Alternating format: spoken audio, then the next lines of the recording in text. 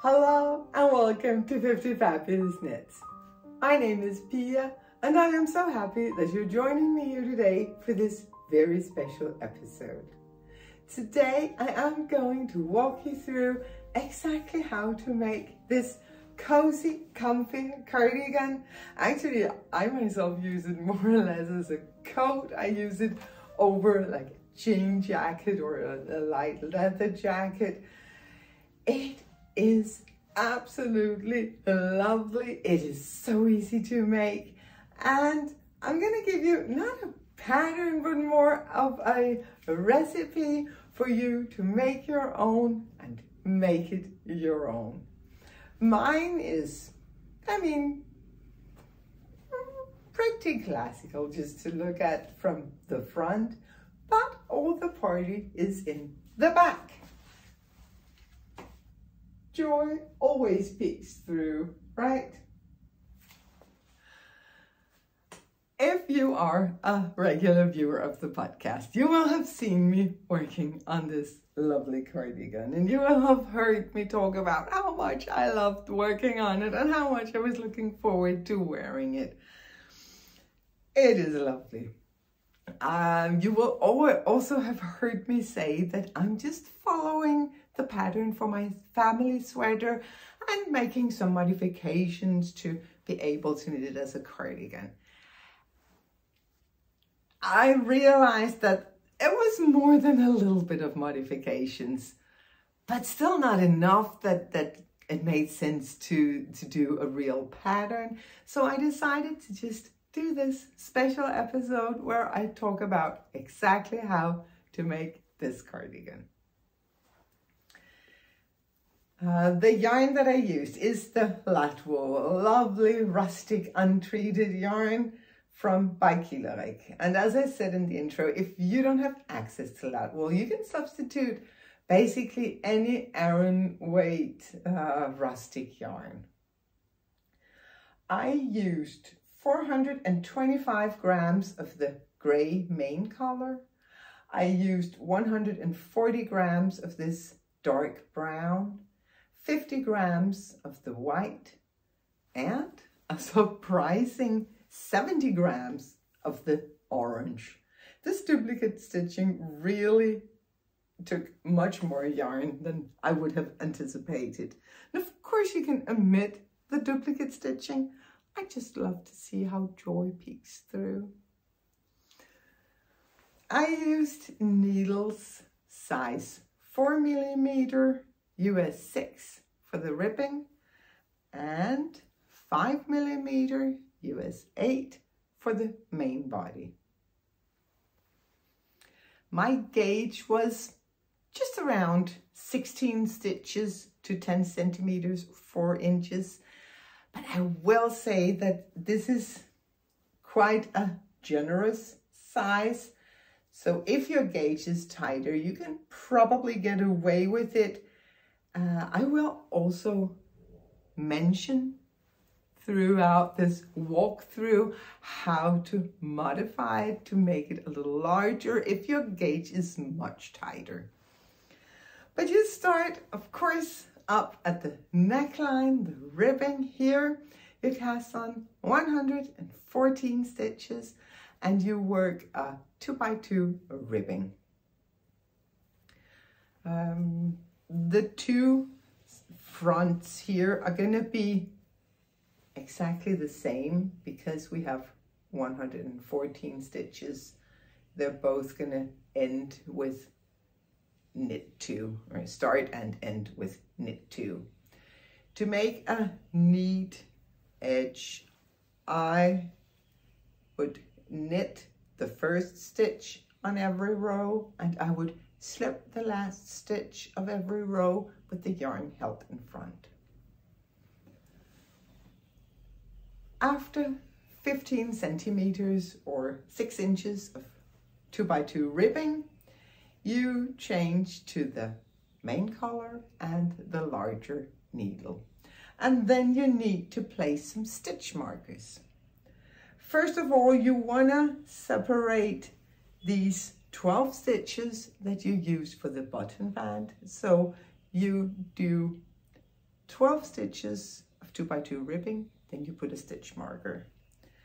Then you have 19 stitches for the front and you put a stitch marker.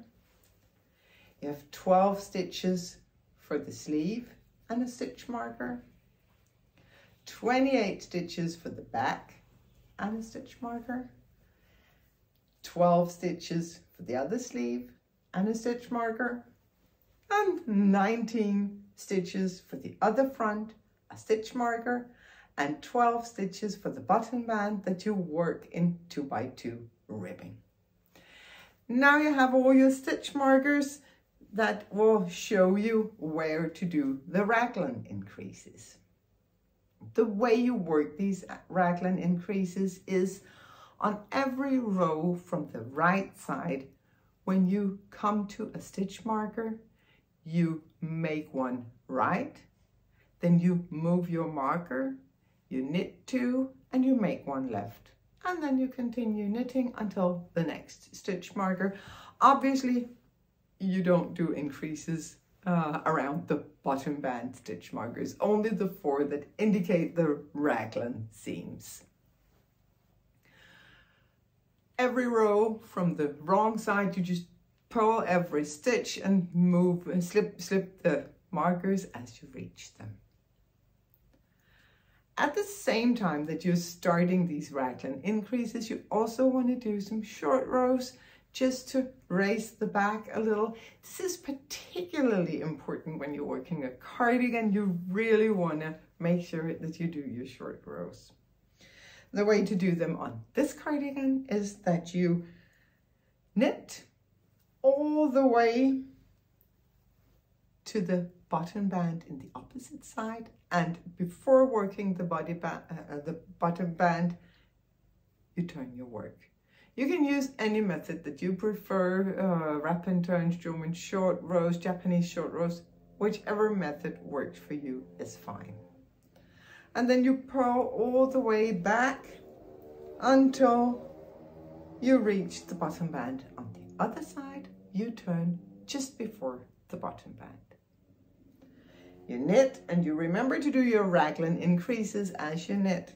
And then 5 stitches before your last turn, you turn again. Pull all the way back, and 5 stitches before the last turn, you turn again.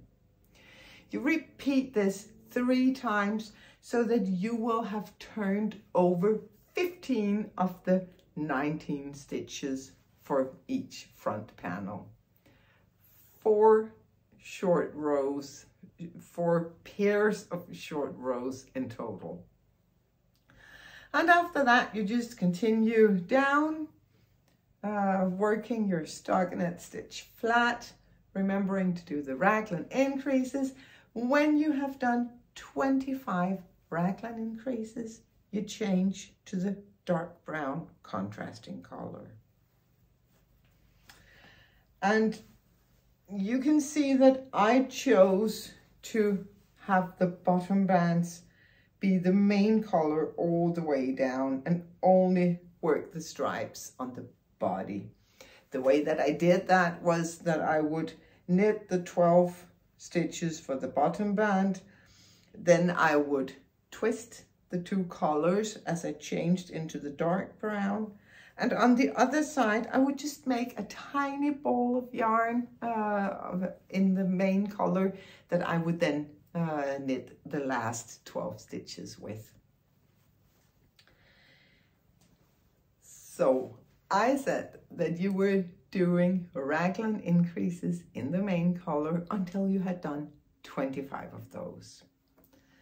So the first row with the contrasting brown color is a purl row. The next color with the brown is a knit row, and you do the 26th set of raglan increases. And then you do a purl row. So 3 rows, and that's quite easy to see here on the sleeve that you're doing 3 rows of the dark brown, and then you separate for the sleeves.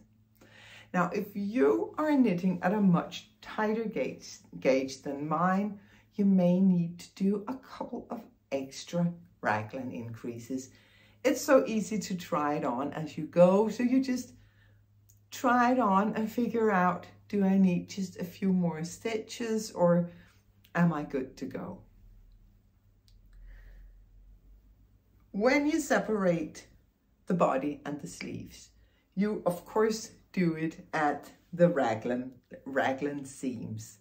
And the 2 stitches that you have here for the raglan seams, you take those and add them to the stitches for the body. So the sleeves are only the stitches between the raglan stitches, and the body is the body stitches plus the 2 raglan stitches all the way around. You cast on 20 stitches for the underarm, and that's a lot, but that's actually to give this cardigan a little 3-dimensional feel, because I often use it, as I also did in the introduction, over a light jacket, a jean jacket, or a leather jacket, or and because of that, I wanted it to have lots of space here at the side of the body. So 20 stitches you cast on, and then you just continue the stripes down the body. These stripes are 10 rows each, so you have 10 rows of the dark brown, 10 rows of the gray, until you have 3 stripes of the dark brown. Then you do 26 rows of the gray, and you change to the smaller needle to do this roughly 12.5 centimeter or 5-inch 2x2 ribbing. The last 2 rows of the ribbing is worked in the contrasting color, which is also what I use to bind off.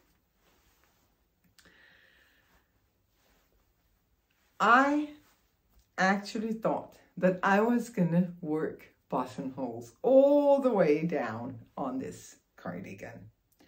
I don't know why I thought that, because I don't see myself ever closing it. I don't even know that I'm gonna sew on the buttons. But anyway, if you want to make the buttonholes, you can either do like I did on most of the buttonholes, knit 2 together and do a yarn over. I chose to do it in these purl sections of the ribbing, so that the buttonhole like disappears into this. It's not as obvious as it would be if you look at it from the wrong side. It's much more obvious if it's in a knit section of the ribbing. Of course, I forgot to do some of the buttonholes. I mean, it's me. Of course I forgot.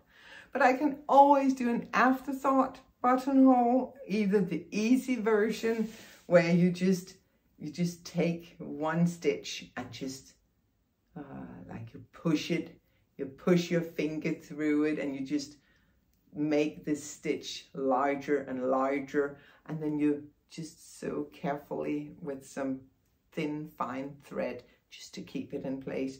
Or you can do a real afterthought buttonhole where you sew all the way around it and snip one of the bars from the stitches. There are some beautiful tutorials on YouTube for how to do an afterthought buttonhole. To work the sleeves, you just take the stitches that you put on hold for the sleeves. You pick up 20 new stitches in the stitches that you cast on for the underarm, and then you just start knitting down. See, my sleeve is 34 centimeters, and I have no idea what that is in inches. That must be 12, almost 14 inches. But try on the sleeve as you go to make sure that you get the length that you like. I knew that I wanted to have 56 stitches just before the ribbing for the arm. So I just decreased evenly as I was knitting along. When I was working the first sleeve, I would put a light bulb stitch marker every time I did a decrease so that it was easy for me on the other sleeve to make it the same. This pattern that I put in is just a very simple, very simple two color work. So where I introduced the orange, you only work with the gray and the orange. You never have three colors on one round. If you want to do exactly the same, I suggest that you pause the video now so that you can just make a chart of this very simple color work.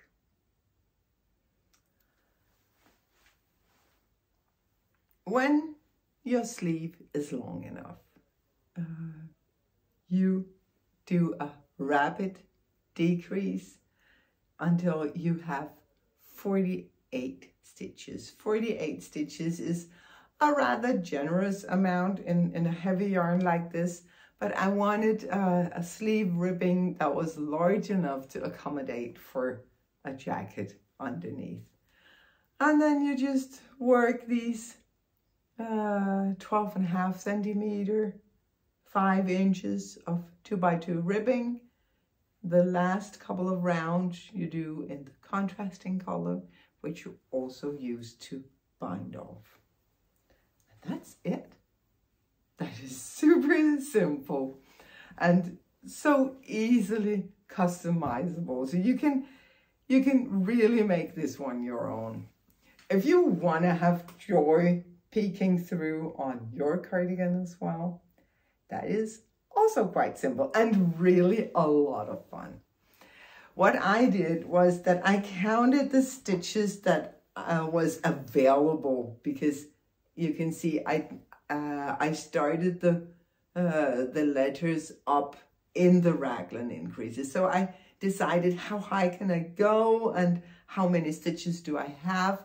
I divided them by 3, and I'm just going to show you a photo, because what I did is I just put some light cotton yarn to show how many stitches did I have for each letter, which was a lot of help when I was duplicate stitching the letters on it.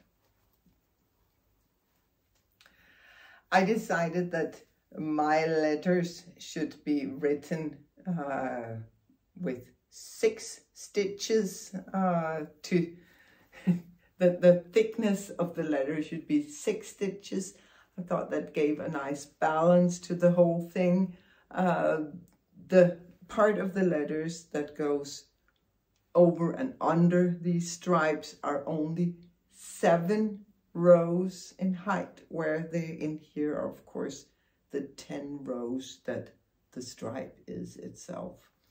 And yeah, if you want to have joy peeking through, again, I suggest you pause the video and take some notes. But really, it is so much fun to sit and decide for yourself exactly how you want your message on your cardigan to look. So yeah, a very simple project, and so cozy and nice to work up. And I will guarantee you, in this coming winter, we're going to need the warmer woolly knits. I really hope you enjoyed this episode. I hope you want to make your own cozy, comfy Latwool cardigan. If you do make it, please let me know. Please post a photo on Instagram using the hashtag #LatwoolCardi, and maybe even tag me at fiftyfabulous.strek. I would love to see what you make of this, not pattern, recipe for a super cozy cardigan. Have a wonderful week. Next time I will see you guys will be for the Knit-a-thon on October 15. If you haven't already, go to www.fiftyfabulous.dk. You can see the schedule for the event, and I really hope to see you for those 24 glorious hours. Be well. See you later.